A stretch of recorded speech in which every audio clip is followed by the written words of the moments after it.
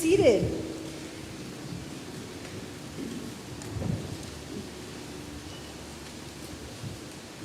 What a story. What a story we hear this morning of this apostles saying to Jesus. He says, let's go to the other side. They say, sure. They get in the boat and off they go. And as they're traveling, a windstorm comes in. I'm not a sailor. I'm not normally on boats. So I don't have that kind of experience. But the disciples did. The disciples, the apostles, were fishermen. The people knew boats. They knew water. They knew storms. And so a lot of us have heard this story many times. And so I want to emphasize some points that I sometimes forget about that I think will help us a little as we talk about the gospel this morning and how it can help us in our day-to-day lives. So one thing about the boat that they get on, often, I don't know about you, but when I think about Jesus in a boat, I think about a little boat, like a tugboat. I just think of him in this little bitty boat with people. How he gets that many people in, it doesn't make sense now. I think I know as I say this, but I've always thought about it in a little boat. But I have seen models of what these commercial fishermen's boats were in this area at this time. And let me tell you, they're not small. They're industrial commercial fishing boats because that is what they were. They weren't fishing for tonight's dinner. They were fishing to sell. That was their business. And so they had big boats. The other thing to remember is that these were people who knew boating, who knew how to navigate the water. Jesus, on the other hand, really wasn't, right? He was called a carpenter or masonry, right? So this was not kind of his thing. So it's interesting that he's in there in the boat, and so he's left them to do their thing. And I raise these points because I want you to remember that when the disciples are scared and they're worried about the storm, they have reason to be. It's not just somebody like me who doesn't know the water and any little bit of wind just kind of scares me, right? No.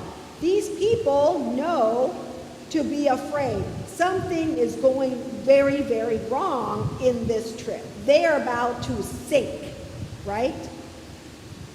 The other thing I want you to take note to is that Jesus is asleep, but when the disciples go to Jesus, what does Jesus say? They go to him and they say, don't you care? We are perishing, right? That's what they say to him. What does he say to them? Does he, Yes, have you no faith? But he does something first, right? But the interesting thing is what he doesn't say. He says, be still to the waters and to the wind. And he says to them, have you no faith? Why are you afraid? Why are you afraid? He doesn't say, why did you wake me up? He doesn't say, why are you bothering me? I was having a grand old time. Too bad you're afraid. I know I'm not afraid, right? He doesn't say that. And I want us to pay attention to what he doesn't say as much as to what he does say, because this is important. He is asking us to have more faith in him. He is asking us not to panic. But he is also inviting us to call on him when we are. As I've said, I'm not normally in boats. I'm not normally in storms in the water. But I've lived long enough in my life to be in other kinds of storms. When I feel like things are coming at me from all sides and I don't know what to do about it. And I'm terrified that I'm sinking. Can you relate? Have you been in those moments in your life when you are saying, I'm sinking? Yes.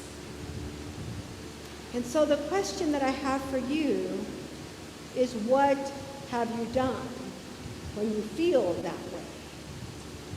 Because there's multiple things that I have done and multiple ways that I've responded. There are times when I want to go down to the bottom of the boat, hide, and say, maybe if I don't think about it, the storm will pass. Because I'm too afraid to tell anybody, to ask for help, and I just want it to go away.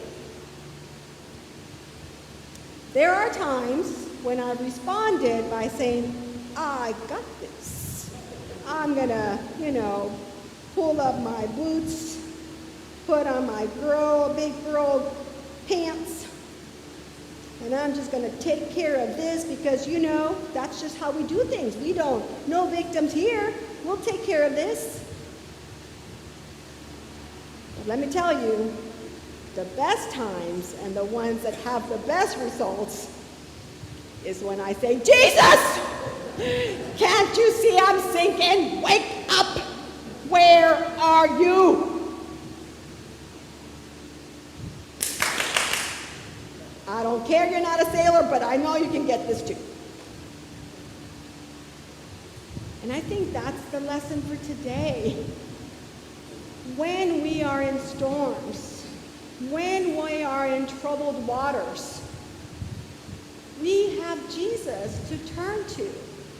And yes, ideally, I won't panic. Ideally, I won't be afraid. Ideally, I'm just like, okay, Jesus got this. I'm going to call on him. But I'm telling you, and I'll share with you that it just happened this week. Earlier in the week, we were hearing about the air conditioner and how we may have to turn around on a dime and fix this without a whole lot of time to spare, which is never a good thing, right, when you've just got to do everything really quickly because things could go awry.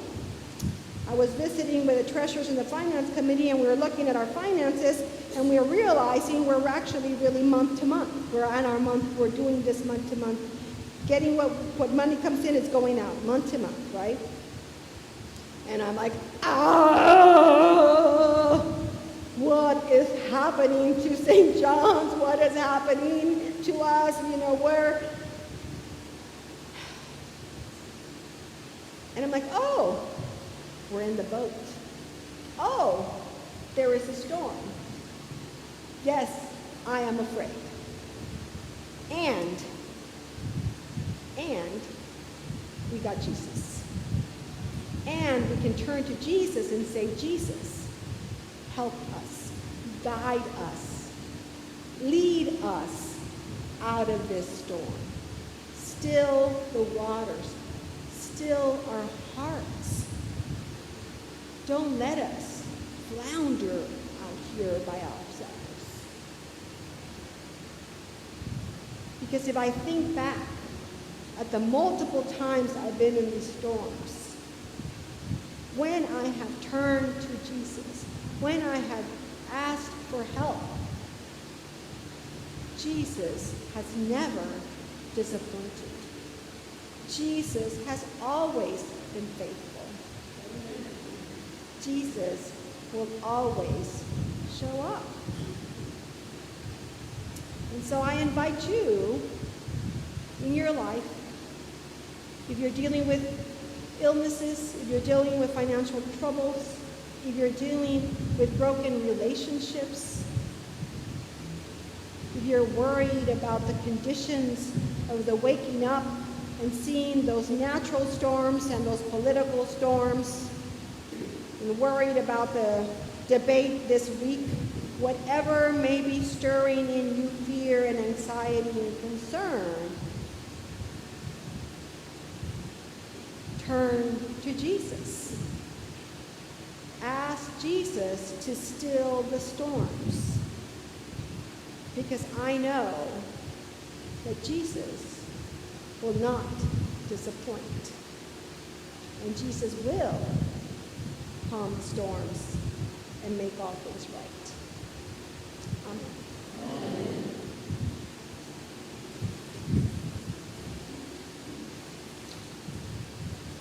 I invite you all to stand as you're able, and let us use the words of the Nicene Creed to reaffirm our faith.